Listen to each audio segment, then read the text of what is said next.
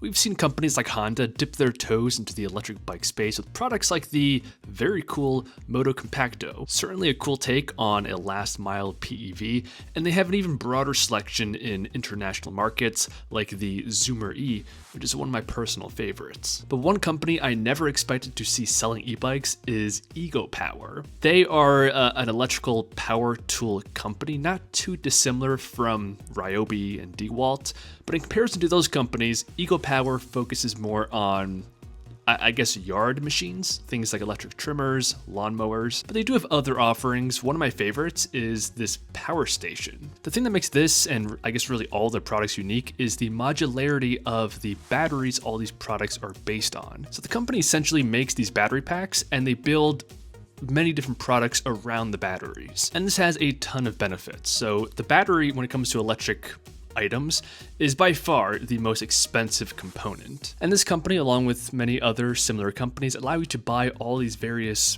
products like a lawnmower, trimmers, leaf blowers, even this power station, and you can just swap the battery between all of them. And it looks like they're trying to do this with bikes as well, because they just released a brand new, very unique electric bike. And at its heart are two of these modular battery packs.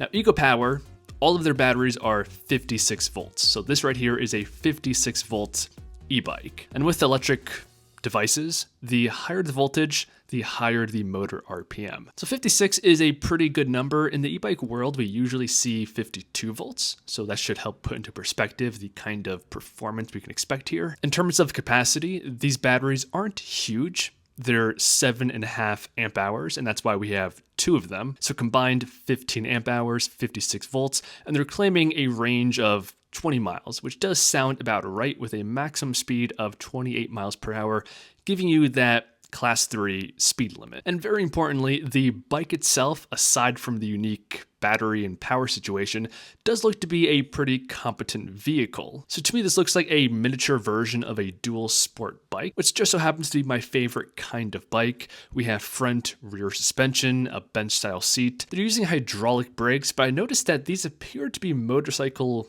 quality brakes. Very surprising to me. There's a nice large display on the handlebars, giving you clear showing of speed, battery life, riding mode, because yes, this does have the usual three modes: eco, normal, and sport mode. There's integrated lights, front and rear, and they opted for a hub motor.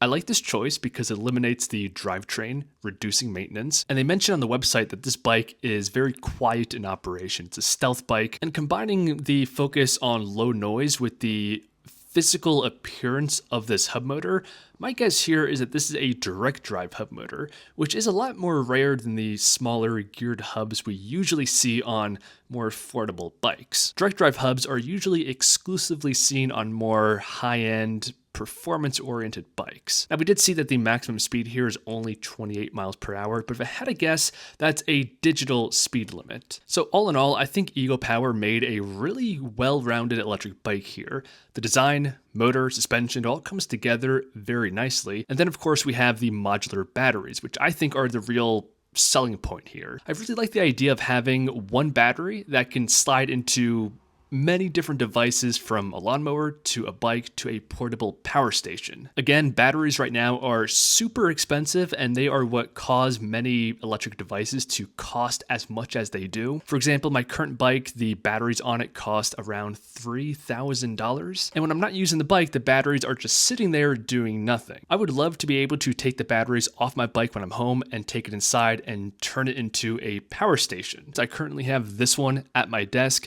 which requires its own dedicated battery, and that's why these things cost nearly $1,000. But if these use the same battery, that really has the potential to be a complete game changer, because these EgoPower batteries, if we take a look at Amazon, they cost anywhere from like $100 to $300 depending on the capacity. And the power station from this company only cost about $550 on Amazon right now. So without the batteries, these things are very affordable. And then as time goes on, as needed, you can purchase the batteries that you require and use them between all of these devices. Again, just given the price of batteries, it just makes a lot more sense to have this modularity versus having dedicated batteries for each separate device. Now, EgoPower is not the only company doing this.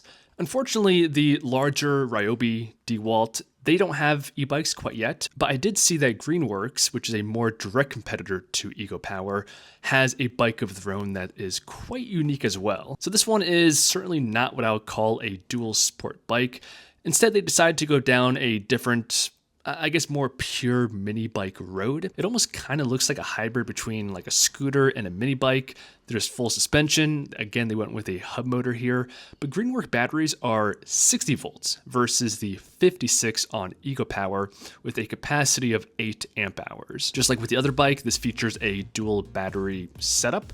So you have a combined capacity of 60 volts, 16 amp hours of usable energy. So based off of the spec sheet, this bike is the superior option and overall is a very compelling package. But personally, I think my preference here is the EcoPower bike because again, I prefer the dual sport design and I think it just looks really good. But I have to say I do like the 60 volts in the Greenworks bike as well as the super wide aggressive fat tires. It gives the bike a very cool off-road kind of vibe. Let us know your preference in the comments as well as your general take on e-bikes using these modular power tool batteries instead of proprietary units that currently most bikes ship with. As always, I'll leave relevant links in the description of the video. I hope you guys enjoyed and I'll see you guys in the next one.